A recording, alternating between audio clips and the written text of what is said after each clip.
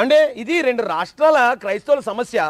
లక్షలాది మంది దీని మీద ఇంత ఆందోళన చెందుతూ ఉంటే మేము ఓన్లీ ఫ్యామిలీకి మాత్రం చెప్తాను రూల్స్ మాట్లాడారంటే అది పక్కా నిర్లక్ష్యం. ఈ కేసు యొక్క తీవ్రత కానీ ఈ కేసు యొక్క సున్నితత్వం కానీ ఏ మాత్రం తెలియని పోలీసులు ఆ రోజున అక్కడ డ్యూటీ చేశారు. సాయంత్రంకి వచ్చేటప్పటికి ఇది ఇగో 2 ఫుటేజ్ చూపించారు మాకు. ఓకే, అది ఆయన కొవ్వూరు టోల్ గేట్ దాటాడు అన్నారు.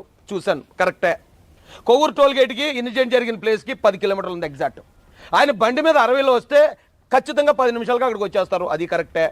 ఆ 10 నిమిషాల తర్వాత అక్కడ యాక్సిడెంట్ 11:42కి సీసీ రికార్డ్ అయింది, బండి పక్కకి వెళ్ళిపోయినట్టు. సో దారిలో ఏమీ జరగలేదని నమ్మాం మేము. పోలీసు వారు కూడా ఇదిగో ధూళి రేగిందండి, ఇది యాక్సిడెంట్ అండి అన్నారు, అది నమ్మాం. నమ్మిన తర్వాత ఎవరో ఆందోళన పడకండి, ఇది చూడడానికి అలాగుంది, ఇంకా ఎంక్వైరీ జరుగుతుందని ప్రజలందరినీ శాంతపరిచాం మేము. మీకు ఏమైనా ఆటంకం కలిగించామా? డెడ్ బాడీ మీరు ఏదన్నా ఇక్కడ తేల్చేదాకా డెడ్ బాడీ కదలదని మేము ఏమన్నా పోలీసు వారి విధులకు ఆటంకం కలిగించామా? మీరు ఏం చెప్తే అదే విన్నాం, ఏం చెప్తే అదే నమ్మాం. ఇప్పుడు ఎన్ని రోజులైంది ఏమంటే? ఇక్కడి నుంచి కానీ ఇక్కడ ఈ ప్రాంతంలో పనిచేసిన కొంతమంది పోలీసులను ఇమ్మీడియట్గా సస్పెండ్ చేయాల్సి ఉంది. మొట్టమొదట సీఏ గారిని సస్పెండ్ చేయాలి.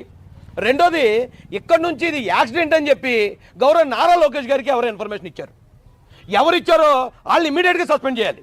ఎందుకంటే నిన్న ఎస్పీ గారు ఆయన ప్రెస్ మీట్ పెట్టినప్పుడు ఇది ఇంకా యాక్సిడెంట్ అని మేము కన్ఫర్మ్ చేయలేదు, అనుమానాస్పద మృతాన్ని మేము ఎంక్వైరీ చేస్తాం అన్నారు.